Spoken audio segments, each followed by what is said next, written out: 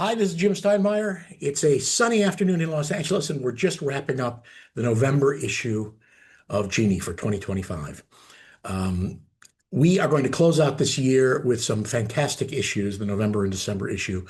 We've got lots of pyrotechnics planned for December, so don't miss it.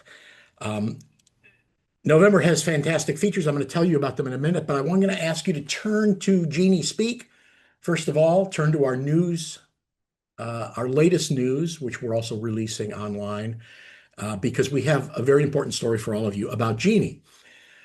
So about a year ago, Richard Kaufman, who was the previous editor, of course, our illustrious editor who worked for over a quarter of a century on Genii, he asked me as a personal favor if I would step in and take over as the executive editor for 1 year to establish the new Genii, to work with our staff, Julie Eng, Vanessa Armstrong, Chloe Olowitz, and Noah Levine, to put together the new format, the new Genii.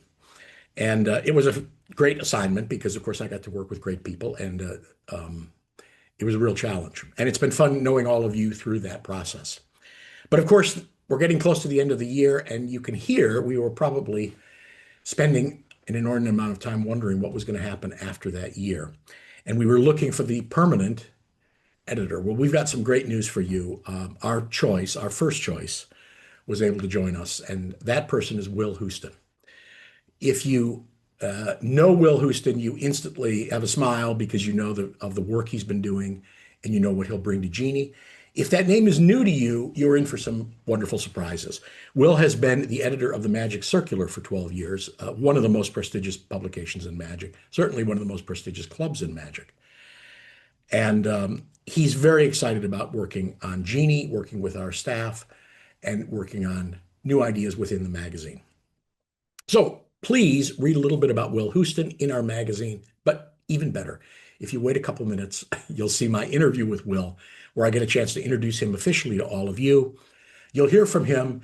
He lives in London. He's a very insightful magician and writer, and I think you're going to be really pleasantly surprised at his ideas with Genii and what he brings to the table. We're excited as well.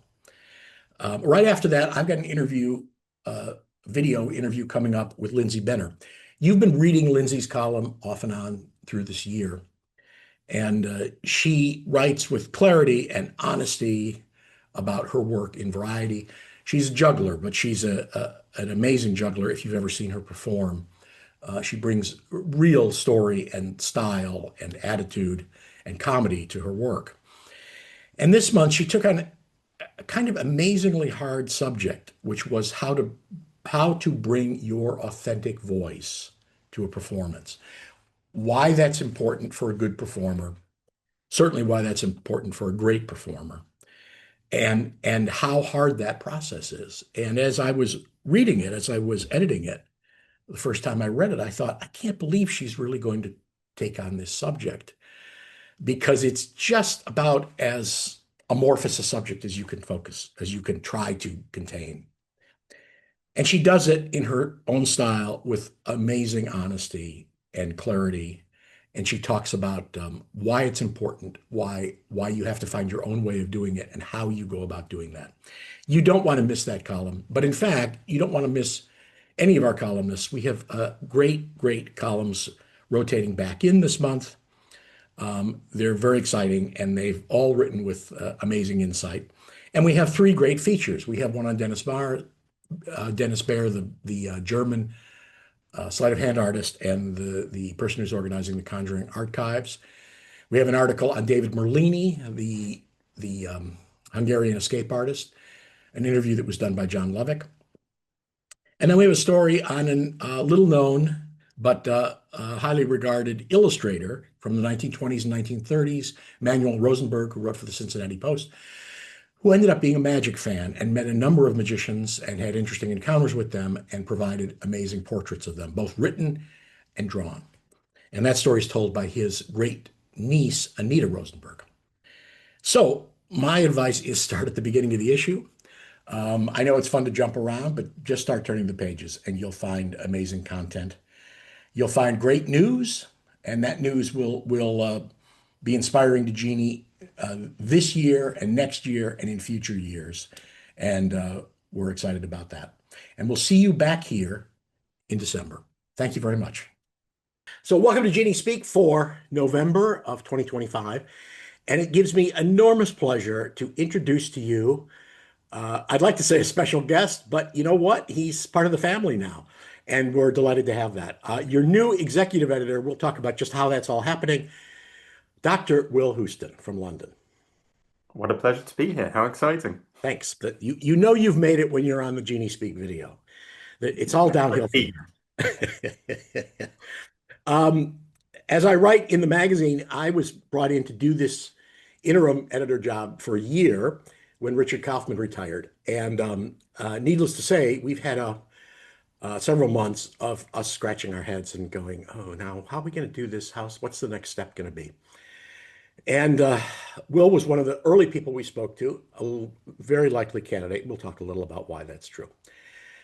And is a fantastic choice. And I know you're going to have a great time with him as your editor. He's wrapping his head around Genii now. How you might know that name is through a little thing called the Magic Circular, which up until recently Will was editing. For 13 years, he has been the editor of the Magic Circular, which is a premier magic publication and is the house organ of the famous Magic Circle in London. So he's been balancing all of these things from a very particular Magic Circle point of view. But the tricks, the reviews, the articles, the features, the columnists, and all of that. So let Will say hi and talk a little about what he's been doing over the last few years, similarly, and then we'll talk a little about what he's looking forward to. So the circular, you're one of the very few people who's really been doing a magic magazine, I'm afraid. Well, indeed, yeah. Yeah, and it's been quite an adventure. Matt Field was the editor of the Circular beforehand, who of course had his hands on Genii in a way for a little while. Right, And then when he moved to England, apparently to retire, he ended up getting roped into editing a monthly magazine for a period of time, which I don't think was quite the retirement he'd at first envisioned. right. And then at some point he decided it was time for him to step away. I was interested in the role, applied for it, and then ended up becoming the Circular editor. And thanks to Matt and then other help from other editors like Stan Allen and Richard Kaufman at the time, lots and lots of helpful advice, I ended up in the role for 13 coming on 14 years, which is astonishing because I still think of Matt as the long-term editor of the magazine. Yeah, And I think he was 6 or 7 years, something like that. yeah. That's interesting that there really is kind of a familial connection between all these people.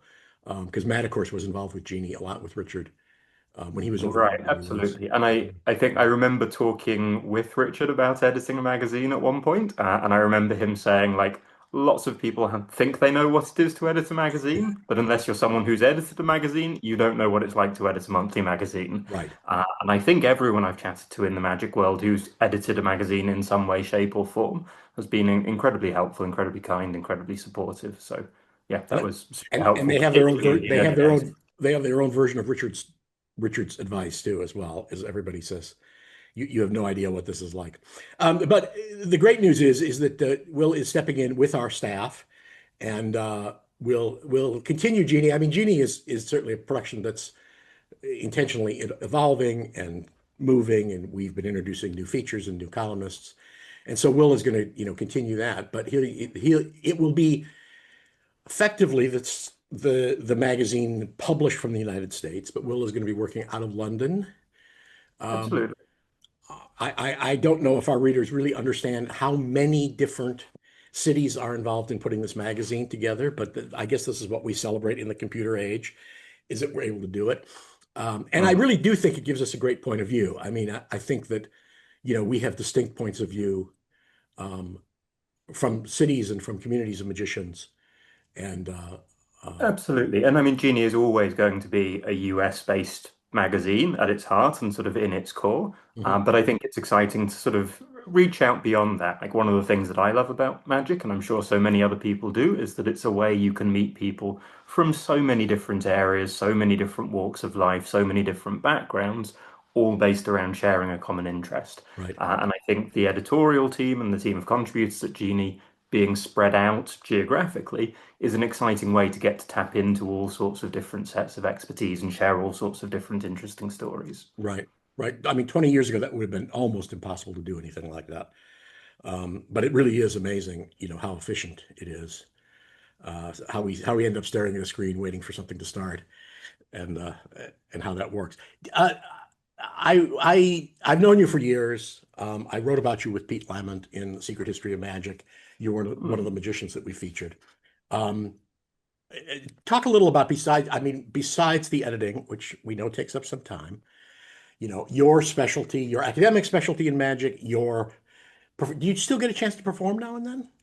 I perform occasionally, but Okay. not super often. Most of the commercial magic work in the UK is sort of performing at corporate hospitality or Okay. restaurants or that sort of thing. That's not quite what Right. I'm interested in. So occasionally I'll do a kind of a solo show type performance, and that's great fun. But I'm certainly not someone who's out gigging 5 nights a week or something Okay. like this. I do Uh, hope that one of the things that'll happen is that if Will turns up at a convention or something, people will be smart enough to uh, offer him a chance to perform because he really is. It's a really interesting performance, combining a lot of sensibilities in a show, and really worth seeing. Besides just being great magic, very smart And I magician. guess one of the things about it is that it was the show I do sort of combines a lot of the things I'm interested in. So I do like technical sleight of hand magic, whether that's close up or parlor or stage. Mhm. I also have a huge interest in magic history. When I left university, I started doing a little bit of historical research, Mhm. and I ended up writing a book about a handwritten manuscript in the Magic Circles collection from the turn Right, of the 18th century. Then a second book about a manuscript which was describing magic lessons in the late Victorian period. And then all of that sort of somehow segued into a PhD in the literature, film, and theatre department, looking at Professor Hoffman and his books, particularly Modern Magic in the Victorian period, and also the way those books were framed as an educational tool, right, not just that would teach young people about magic tricks, but that would teach young people other skills that would be useful in other aspects of their life. right, So I love the historical side of things. I love the performance side of things. And then I guess finally that teaching side of things also interests me a lot. I do quite a lot of work using magic to help young people with a range of conditions, including physical and psychological challenges, right. as a form of therapy, particularly with an organization called Breathe Arts Health Research.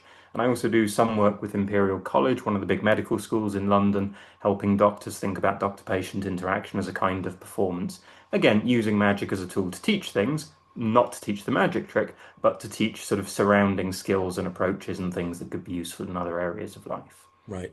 And you've been doing a good amount of consulting for West End shows, for films, I think, right? They'll Yeah, a bring fair they'll bring bit, you in yes. and stick you with a problem. Yeah, absolutely. So someone says, "Hey, look, we've written this bit in the script where there's a guy standing on the middle of the stage, then they split into 2 people, then they split into 7 people, then they split into 20 people, and basically do that." Yeah, And then, as you very, very well know, there's a whole chain of conversations about quite what doing that means and quite yeah, how much time and money doing that is going to cost. And then you figure out something which hopefully achieves the artistic goal of the project in a way that's practical, affordable, achievable, however many shows per week they want to do. I'm waiting But with bated breath to find out that you're the guy that has figured out how to go from one person to 20 people on a bare stage. I'm not. Oh, But okay. I've worked at convincing other people that that's not quite what they Okay. actually Okay. want to do. Which is actually the essence of that job. Yeah. Yeah, I mean, I What kind of stuff recently have you been working on like that? I don't know if people have necessarily seen it, but they're always interesting projects. I know recently you said you yeah. just did a film. Yeah, absolutely. Yes, there's some film stuff which I've just finished on, which I think is going to be coming out next year, and I've signed NDA sort of things Okay. about. But earlier in the year, I did a co-design for a show called Make It Happen, which was all about the RBS banking scandal and the financial crash Oh that yeah. followed from that in the UK. Yeah. So a cheerful subject for illusions in a magic show. Right. But that was at the Edinburgh International Festival, so the kind of the main theatre festival around which the largest fringe festival in the world takes place. And aside from that, there have been a few other bits of film and so on, and a show called Dealer's Choice, which was quite fun. It was a restaging for the anniversary of this play by Patrick Marber. The play revolves around a group of people playing a poker game, and the director of this production decided that rather than following convention and having blank cards that the audience would assume were the cards that were being mentioned, he wanted every single card to be the right card at the right point as per the script. And so I ended up coming in to try and figure out how to solve that fairly substantial logistical problem, and then how to get the actors to be able to enact the solution to that logistical problem without them spending 2 hours panicking about where the Two of Hearts was, and Right. still being able to think about delivering lines and some of those other things that actors tend to do. It sounds like one of those enormous efforts, which at its best has almost no effect at all. I think there were 3 seats on one of the balconies with a great view of the cards. So those guys loved it. Hopefully you had one of those seats at some show. That's great. And you still, I mean, you do occasional writing. I mean, obviously, of course, you're busy with the circular, but historical things, are you still sniffing around a little bit in terms of research? Yeah, so I guess the circular keeps me pretty busy because it has that month-on-month churn that a magazine has. Alongside it, I've done a few other bits and pieces. Helga Guimaraes and I did a magazine called Quarterly for a little while. It was sort of Right. slightly longer philosophical arts-based essays around magic things. I've put a little bit of stuff in Gebersier lately, and some bits and pieces that are just for myself or for a more academic audience. Yeah. But Yeah. That's mainly the circular. great. So that's good. Any overarching themes about Genie? Are you? I know you're just getting a feel for it now. We've sort of dropped you into the deep end, and we're asking you to come to the surface in March, which I think will be the first official issue with your title on it. Although Will's kind of going to be dipping in and out and working with us all through this process. So Yeah, I mean, I think it's basically a super exciting time for me because the two things that were sort of key about the circular, one was that it was a Magic Club magazine, so it has to focus on Magic Circle related business. And secondly, it's a single editor position. right, So I'm the person editing it and I'm sort of running all of it. And the wonderful thing about Genie is that there's a chance to branch out, to dip my feet a little bit more into the American Magic scene and also some perhaps broader international stories. And there's a wonderful team of people to work with. yeah, So I think the things that feel hugely exciting are a greater scope, and then also the capacity to look at more different things from more different angles with more different points of view. yeah, So I think that's what I'm really looking forward to. The goal, I would say, for me over the next few months is learning how you guys have set everything up, because obviously there's been a huge amount of work that's gone into the wonderful rebranding that's happened over the course of the last 9 issues or thereabouts. So I need to learn and catch up on all of that. yeah, And then I think the other thing that perhaps is important to say is that me coming into Genie is absolutely not about another big shift in terms of what the style or the content or any of that stuff is with the magazine. Rather, it's about taking all of the wonderful work that's already happened, helping to settle that, helping to bed that in, and then just starting to iterate and play around with what new ideas we can experiment with and explore. But it's very much a sort of a development on the current Genie that you guys know, love, and have in your hands, perhaps as you read this, I rather than hope. some wholesale change. Yeah, I hope so. No, that's great. And our readers are devoted. They all have different aspects of how long their tenure has been. So we're always hearing about what they loved 30 years ago. And I don't mean to make light of that. I'm one of those guys who remembers Genie of 30 or 40 years ago. And so that's both the great news and the slight annoyance with a long-term publication like that. And of course, the circular has that history as well of being a friend to readers for a long time. So, Yeah. they Someone writes a little complaint and says Maskelyne did it better when he was editing the magazine. And you go, sure, what are you going to do? Hold me to this? right, right. It's hard to argue with that one. Yes. Um, no, that's great. Well, I officially want to welcome you. I hope that people have had a chance to see you, know you, say hello before. You've been the quiet guy working behind the desk in London. You're still going to be the quiet guy working behind the desk in London for us. But I do hope that in the course of that, people get a chance to know you, uh, see you personally somewhere, say hello, and you'll Yeah. be reading you'll be Wonderful. reading what he's been up to, and you'll see his input in the magazine as well. Absolutely. And I can't wait to meet people through the magazine and, as you say, in person or Yeah, perhaps via correspondence if people have letters to send in, thoughts to share. yeah. Always keen to hear them. We have a very good system set up of people see it officially when it goes in the magazine as mailbox, but we have letters to the editors, and it goes. as I say, with the speed of email, you really push a button. I mean, it's with the speed of social media. It's just that we do it through email, and we get it, and we really read them. I try to respond to all of them. I am not always I can't always promise that, but I've been pretty good about them because they're all really, really interesting points of view. And those are going to be beginning of next year, those will be going to Will. But I would just say to readers, when you see things and you scratch your head and you think, maybe this, maybe that, please let us know. We have a really fantastic staff of editors and now new executive editor who will be very interested in what you're seeing and hearing and thinking about. And that's all grist for the mill for us working on the magazine, and I know it will be for Will as well. Yeah, absolutely. Okay, I don't have anything else to say except get some rest. Yeah, I'll get my energy levels up, get Get myself your psyched up, and then ready to hit the road. yeah, get those electrolytes ready, and thanks so much, and congratulations. It's fantastic. This not only this hand up, but the chance to be working with you. I really appreciate it. Thank you. It's really thrilling. Really looking forward to it. Okay, thanks, Will. So I'm here with Lindsay Benner, and I hope you've been reading Lindsay Benner in Genii magazine. If not, go back to the beginning and start reading Lindsay Benner's column, which is spaced through the magazine. It's been an amazing treat, a really wonderful surprise for me. I shouldn't say it that way because I've admired Lindsay's work as long as I've seen it. But it was a little weird that we had a juggler writing for a magic magazine, and Right. it turned out that it was a brilliant idea. Number one, it's a brilliant idea because it's that insight that you get from something that's not quite what you're doing, but gives you insight in other directions. That's number one.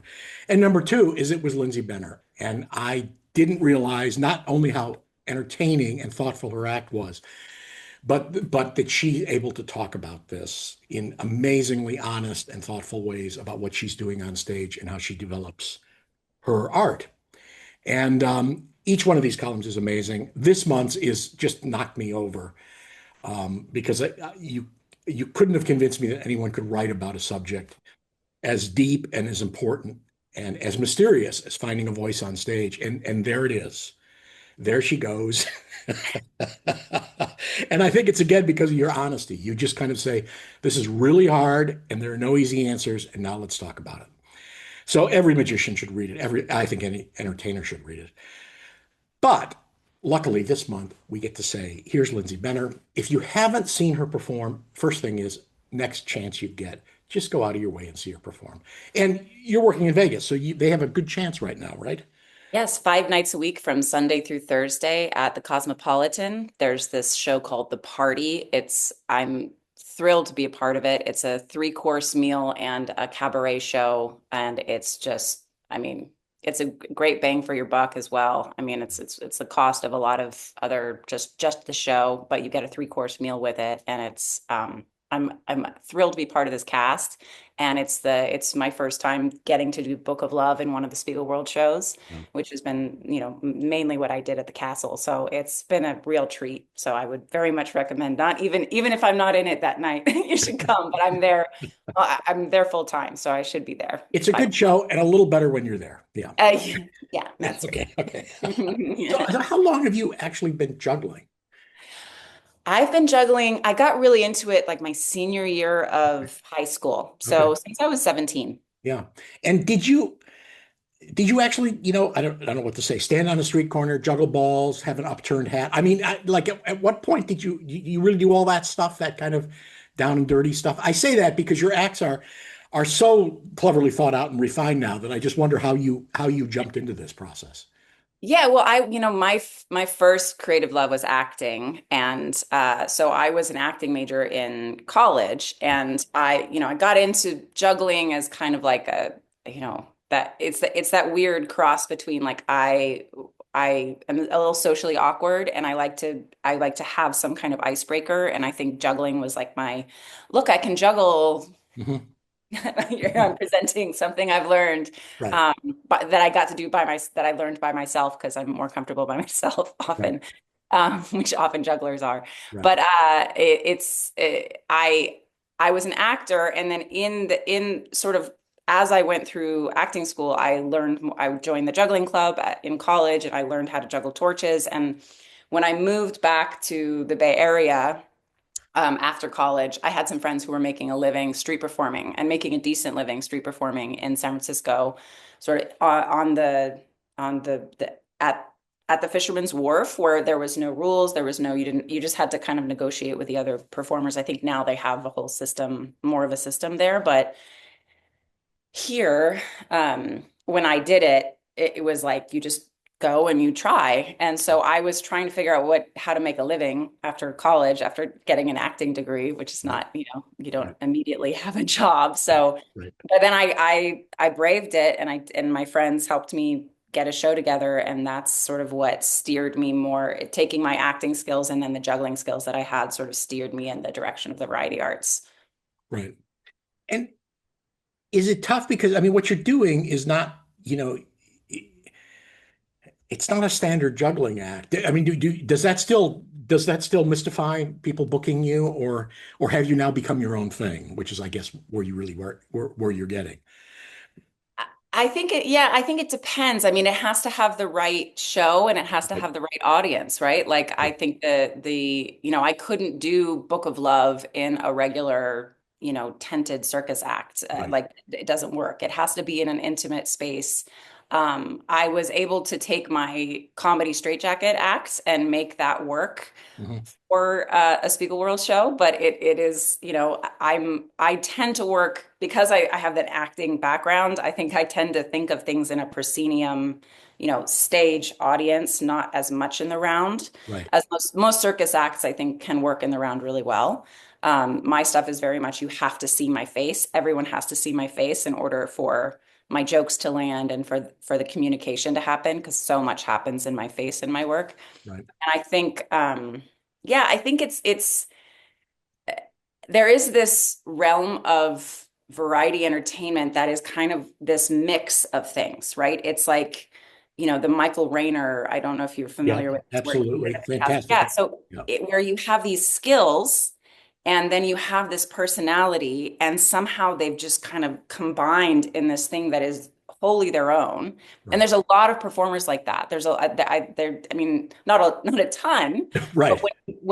these are the people that make me on the edge of my seat so excited to watch. Right.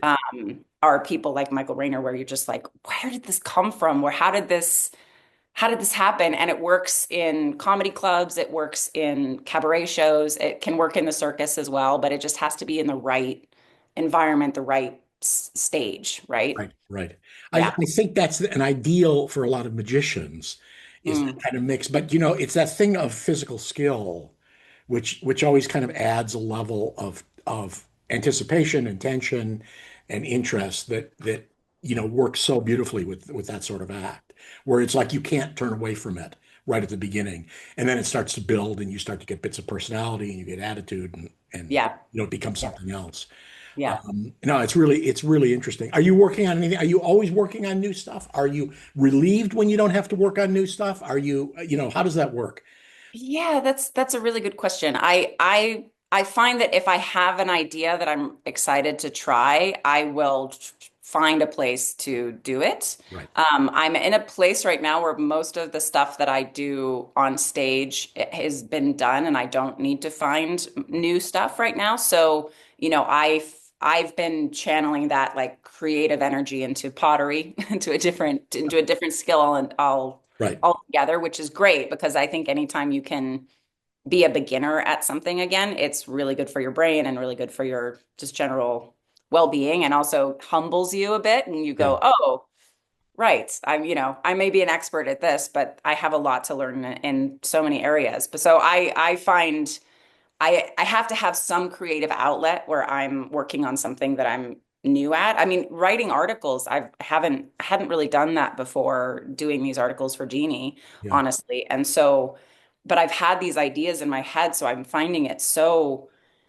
it's like such a wonderful exercise to be able to create, take these ideas that I've had forever. Like the joy of dropping is this concept that I've had for a long time, like over 10 years. I've been like, this is something I giggle when I drop, and I don't know if everybody does that, or like what is that? And Right. I think this is why I'm a juggler and why some people are not jugglers, is that excitement that I get. Right. I've just wanted to have a place to talk about it. And so Jeannie has given me an opportunity to discuss in these articles these ideas that I've had, you know. That was the first piece that you did for us, and it was amazing. And it was of course that point about that you have this thing that it makes you laugh when you drop. But of course then of course we went to the next spot, which is that your fascination with this process and why it's entertaining to you and why you don't look at that as failure, which is really an important point in a physical skill like this. Yeah. Can we talk a little bit about the piece that you just did? I have to say, not the, I'll make the tacky analogy, but reading it because I read every column that comes in and is involved in editing them. I was kind of dumbfounded that you started in this subject about finding an authentic voice, and it felt a lot to me like watching a great juggler, which is that thing of putting all the balls in the air, and you go, Yeah. okay, she put all the balls in the air, and how long are they going to stay up there? Can she, is there really something that she can say about finding a voice on stage? This is a really deep, important subject for an entertainer, I think. Mm. And those balls stayed up in the air. I mean, it was amazing. It really is a fascinating article about the challenges that you got from this and your advice about how others can find their way into this. But I think that's an important point about finding a voice, and that is what's amazing about your act. Um, do you find that doesn't happen often, or it doesn't happen often enough, or it happens with the successful performers that you see? That finding your voice, you Yeah, mean? yeah, that thing of getting a sense of the person clearly, and there's a communication level there. Yeah, I think some people have access to it in a more streamlined way than others. Right. And I think, you know, anytime I see someone who has it or has found it, um, it's very exciting. And I have seen it where I've watched a person's career where they didn't have it at first. And they knew it and they were like, this isn't good yet. Right. But they were so persistent and they were and like maybe 5 years later, I found them back in the festival circuit and I saw them in a circus show and they found it. Oh, wow. It's like, it's so cool to see someone persist through finding it. And it's consistent. People do find it. And I think I remember the frustration when I hadn't found it yet. Hmm. And I remember feeling that, how do I find it? What is the secret? Who can give it? What class do I need to take? Right. Where do I need to go? What do I need to do? You Yeah. know, Yeah. and I think um, creative people can just want to go, okay, tell me what I need to do. What do I need to do? Right. And um, and I think sometimes people prey on that and be like, I got it. If you just do what I say, Right.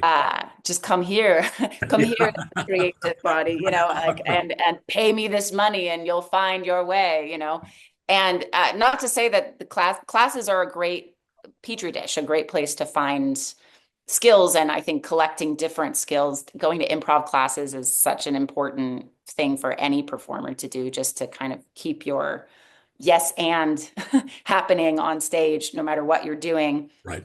It's funny. I took a lot of improv class when I went to LA for the first time because I was like, this is the way to be famous, this is what you do. And I really didn't like I got so much out of the skills Yeah. of being an improvisational person, like learning how to improv, but Right. I didn't like improv that much. And I had to really recognize that wasn't I did not enjoy it. That's So interesting. No, I know people who again say it's so important to build your skill set, but yeah. it's interesting that you also identify that that's not necessarily where you're headed down the line. Yeah, totally. Yeah. Yeah, it's like taking ballet as a basketball player to get your jumps better. Right. You know, it's like Right. you get all those skills, get all those tools in your toolbox, but then You stop at the tutu. yeah, totally stop at the tutu. Yeah, it's great. That's great. No, that it's really interesting that's part of the formula is going through that and then finding that voice. I remember when I was working with Doug Henning, a friend of mine, Bill Schmalk, talked about performers, and he said, a lot of times the curtain opens and the performer's here, and the performer reaches out to the audience. You could feel that energy going across the audience to connect to them. And he said there are performers, and he was saying about Doug Henning, who was so likable on stage. And he said the curtain opens and the audience just goes boom right to the performer. Just Right. jumps. Okay, okay, come on, give it to us. Tell us what you got. And you can feel that energy, as it moves from side to side, and who's working hard at any time during that. And I think Yeah. that's part of that is the deception as well is do you feel that the performer is reaching out to you, or is that your job is to reach out to them? But Yeah, it's that sure. thing that you're just absolutely engaged by that process. And I think we've all seen magical performers that way. No, Yeah. no pun intended, but magical in their own way. Yeah.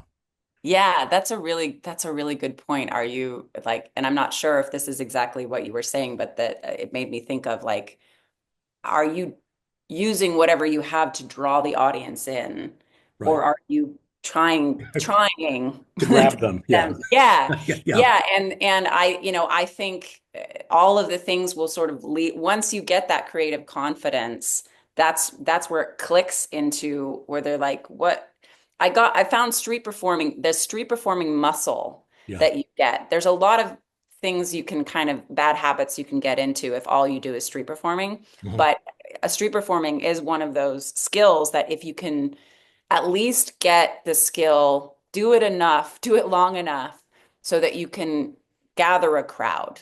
Yeah. Gathering a crowd and getting them to stand where you want them to stand is a muscle in confidence, really, Right. of just people going and in not giving them too much, having them ask. What I learned from that process was really it's about get them to ask questions in their own minds that then they have to stick around to solve because they have to figure out what happens next. What happens? Right. You can't satisfy them right Right. away.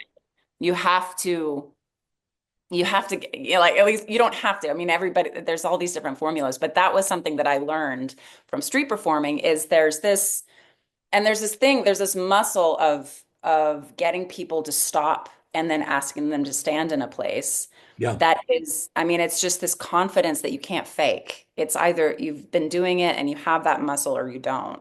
And I remember feeling it working, because like it just you get to this point where you go, I know they're going to stand there. I know I'm going to gather a crowd. And that understanding that because in the beginning you're going, I don't know if Yeah. you're going to stand here and I'm scared that you're not. Right. And they're not. Right. I think that's that like trying to grab them versus drawing them in. Yeah. That's the difference. Yeah. It's interesting. And of course, that's all analogous. I'm sure business people would tell you that that's the first step to salesmanship. And, Sure, you know, sure, psychologists would tell you that's the first step to personality, developing friendships, and it's all that sort of thing of how much of that confidence is put into it. But sure, when you're standing there with a hat, it's about you either leave with money or you don't, sure. and that's how you make your living. But yeah, Yeah, no, yeah. really interesting. What else are you um yeah, I hope I trust you're writing, or you'll be writing some more for us coming up, and have some things in the works. And how long the show in Vegas is open ended right now? Yes, open-ended. Good. Let's hope it That's good. goes. It keeps going. Well, what Yeah. that means is that people know where to find you for a while. Yes, which And is nice. people come through Vegas, and I know they see big shows and they go and see specific shows.